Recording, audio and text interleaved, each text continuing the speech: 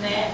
Eu vou me aventurar em uma obra de uma escritora catarinense. Eu posso até passar para vocês observarem. São 10 contos que eu vou analisar. Tá? Então vocês podem passar, vocês vão observar que tem alguns rabiscos. Talvez vocês não vão entender, mas eu entendo. O nome da minha dissertação, né?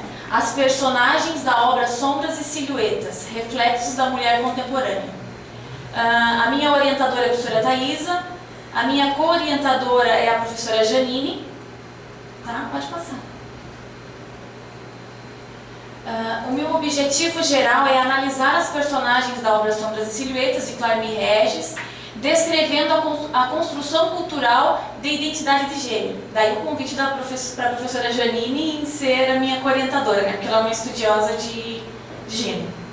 Eu gostaria de focar aqui nos meus resultados parciais, porque eu acho bem relevante passar para vocês e não focar tanto na metodologia, enfim, né? Então eu vou explicando a metodologia de acordo com os capítulos.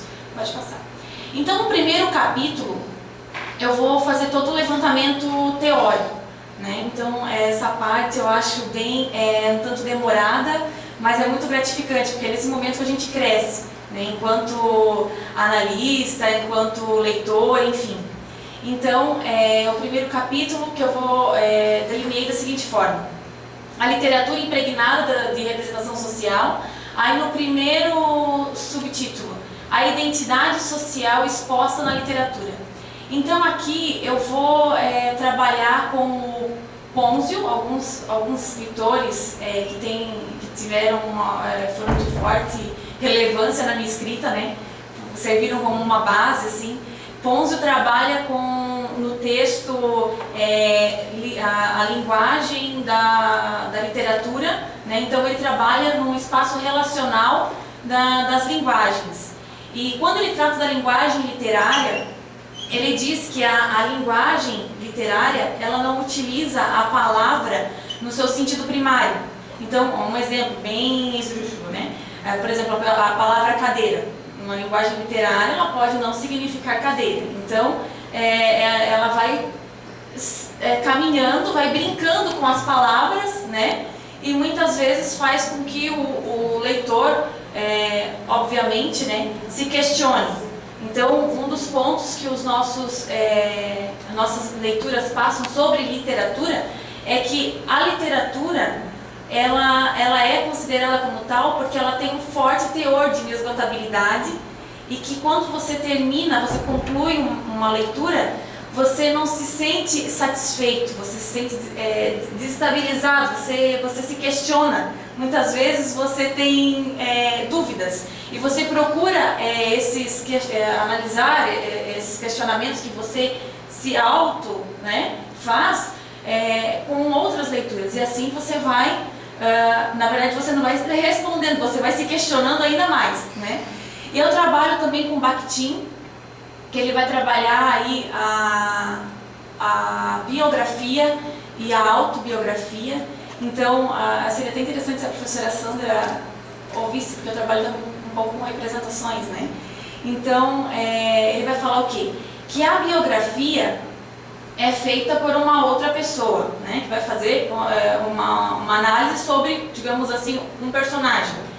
Então, ela vai fazer a pesquisa, de repente, com pessoas que estão ao convívio desse escritor, desse personagem, enfim. Mas só que assim, essa fala dessas outras pessoas não vai influenciar na representação que ele tem sobre esse escritor, esse personagem, né? Ele já tem a própria representação. E quando eu faço a autobiografia, eu vou falar, digamos, de mim, de acordo com o olhar que eu tenho sobre mim, né? Então, assim, se eu for falar de algo quando criança, eu vou falar da representação que eu tenho hoje sobre aquele período. Então, a gente vê que até para a gente falar da gente, para o escritor criar a autobiografia, ele precisa criar um personagem também. Ele vai escrever de acordo com a representação que ele tem. Só que não quer dizer que a representação que eu tenho sobre mim, que ele tem sobre ele, no caso, vai ser a mesma que vocês de repente têm, né? Então, ele também cria um personagem para falar sobre si mesmo. E o segundo é o espaço relacional entre escritor e autor. Porque a gente tem que analisar que o escritor e o autor, eles vivem momentos diferentes, né? O autor é quem cria um universo ficcional. É claro que ele vai se basear vai tirar, né, da vivência dele enquanto escritor para poder escrever.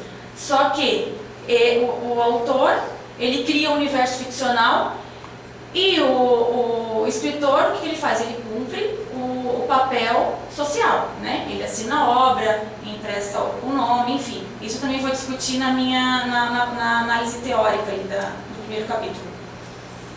E o terceiro subtítulo é a relação entre categoria de gênero e personagem de ficção. Aqui então eu vou fazer todo aquele levantamento teórico dos estudos de categoria de gênero, né? De Scott, Pedro. Pedro analisa Scott, né? Então, assim, é bem interessante a gente analisar os conflitos, né, sociais das mulheres e que estão bem expostos, no meu ver, nessa obra, né? As personagens da Clarmi, elas vivem uma desproteção social, um autoquestionamento, depressão, enfim, ela trabalha com todos esses aspectos dentro dessa obra. E trabalhando também com o personagem de ficção, né? Estou relacionando os dois, então o personagem ele pode convencer ou não o telespectador, né?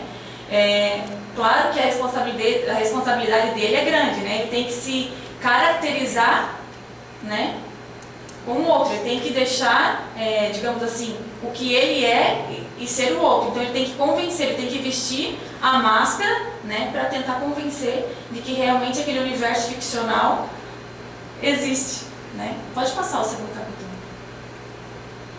Então, o segundo capítulo, eu vou trabalhar ali na obra o narrador e o herói, né? Na verdade, assim, a Clarmi, quando ela fala da subjetividade das personagens, ela se coloca enquanto personagem. Todos os contos, eles são narrados em terceira pessoa. Só que quando ela fala dessa subjetividade, todo esse sentimento, ela entra na personagem e ela vive essa subjetividade. Tanto que há momentos que a gente se questiona. Parece que é a própria narradora que está vivenciando o problema, né? Então é isso que eu vou analisar ali. E os estudos de gêneros, né? Que são bem evidentes, que são os conflitos que elas vivem ali na sociedade, na família, a corporidade dela nesse contexto todo. Pode passar. Aqui o terceiro capítulo, eu acho muito interessante, só 5 minutos. No terceiro capítulo, eu vou analisar então outras representações. Então ali tenho 4 contos. Maria, Nina, Ofélia e tem a Raquel. Então Maria e Raquel, elas podem ser relacionadas com 2 personagens bíblicas, tá? Ela fala, a Maria, de um momento, a Maria do conto Sombras e Silhuetas, no momento que ela recebe o filho morto nos braços, que ficou no hospital, então dá pra gente relacionar nesse sentido, tá? A Raquel é uma personagem bíblica também, que a gente pode relacionar, que na Bíblia ela tem dificuldades para engravidar. A Raquel do conto também tem essa questão. Então essas representações eu posso fazer. A Ofélia, de William Shakespeare, eu também vou fazer essa leitura para analisar a amada de Hamlet. Então ela vive ali também os conflitos e a forma com que ela se deixa levar, em que ela morre, né? É bem doce, suave, como William Shakespeare escreve, dá para fazer essa ponte também. E a Nina é de um conto russo, Taras Bubba o nome, em que também tem bastante forte a questão de gênero dentro deste conto, mas eu vou fazer um cruzamento entre a personagem, eu não vou tratar necessariamente de gênero daí nesse capítulo. Eu vou fazer o cruzamento dessas obras aí. Vamos passando rapidinho, porque tem muito pouco tempo. Então eu trouxe aqui alguns resultados, da minha análise e trouxe alguns fragmentos então para ler para vocês. Do conto Louca, que é o primeiro conto, tá? Os ombros também tinham envelhecido, o talhe esguio, delgado, era ensimesmado, por ombros curvos, tenso, ensimesmado. A vida os derrubara, arredondando-lhe a nuca, enquanto roubava a suavidade do queixo. Então a gente pode perceber aqui que a narradora, o que ela faz? Ela faz uma ligação entre o aspecto físico e o aspecto psicológico, como se toda aquela coisa que a personagem vivesse, todo aquele momento ruim, toda aquela sensação psicológica ou emocional, refletisse no aspecto físico, né? Então, só volta um pouquinho aqui. Então a gente pode observar também que quando a narradora, ela coloca ali, cria toda a identidade da personagem, tá? Que é na primeira parte do conto, ela perde o domínio sobre a personagem. Por que ela perde o domínio? Porque a personagem ganha uma identidade. A personagem vive os seus conflitos existenciais por si só. Então, nesse momento, o autor, ele perde o domínio sobre a obra. A outra citação. Sentia no tom compreensivo de alguns e na irritação disfarçada de outros. Antevia na troca de olhares de cumplicidade, nos silêncios longos em que era envolvida, na solidão demorada que lhe permitiam. Então aqui, ó, aquilo que eu falei para vocês. A Clarmi, ela entra na personagem, então ela faz esse jogo de introspecção. Ela afirma como se ela mesma estivesse vivenciando. Há apenas um ponto na obra em que a Clarmi não se coloca dentro da personagem, que é na praia. Quando ela escreve alguma coisa mais subjetiva, ela coloca parecia que. Então a gente vê que ela só observou. Essa na praia, esse ponto na praia, ela vivenciou mesmo, ela observou a mulher, foi bem bacana. Então a gente pode observar também que todas as personagens, inclusive essa que eu trouxe para vocês, elas vivem o tempo psicológico e não o tempo cronológico, como os outros personagens que de repente podem aparecer nas obras da Clarmi. De qualquer forma, deixavam-se entregue a si mesma, e isso lhe dava a oportunidade de tentar se encontrar. Perambulava pelos caminhos de sua mente e pelas ruas da cidade. Então esse fragmento mostra bem então, o tempo psicológico que a personagem louca vive. Então aqui, a gente pode observar nesse fragmento, para relacionar com o estudo sobre categoria de gênero, a falta de expressão da personagem, e que daí eu vou fazer o cruzamento também com as leituras sobre categoria de gêneros da mulher, né? Na vida real. Acostumara-se às respostas, sempre as mesmas. Nada disso, coisa de tua cabeça. Empurrada, sentindo abrir-se de novo o abismo, enrolava-se sobre si mesma. Restava-lhe a solidão, o ir e vir, martelando-lhe o cérebro, as imagens fugidas.